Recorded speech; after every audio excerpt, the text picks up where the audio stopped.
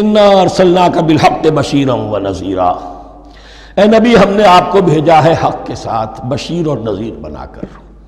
بنیادی حیثیت آپ کی یہ ہے کہ آپ اہل حق کو بشارت دیں، فراح و ریحان و جنت نعیم، فسلام لک من اصحاب الیمین، یہ بشارت دیجئے۔ اور جو غلط راستے پر جائیں، کفر کریں، منافقت میں مبتلا ہوں، ملحد ہوں اور بدعملی کریں، ان کو آپ خبردار کر دیجئے کہ جہنم ان کے لیے تیار کر دی گئی ہے۔ آپ کا کام دعوت ہے، ابلاغ ہے، تبلیغ ہے، نصیحت ہے۔ وَلَا تُسْأَلُ عَنْ أَصْحَابِ الْجَحِيمِ، آپ سے سوال نہیں کیا جائے گا جہنمیوں کے بارے میں کہ محمد یہ کیوں جہنم میں پہنچ گئے، ہم نے تمہیں بھیجا تھا، تمہارے ہوتے ہوئے یہ جہنمی کیوں ہو گئے؟ نہیں، یہ آپ کی ذمہ داری نہیں ہے۔ کون جنت میں جانا چاہتا ہے، کون جہنم میں جانا چاہتا ہے، یہ آدمی کا اپنا فیصلہ ہے۔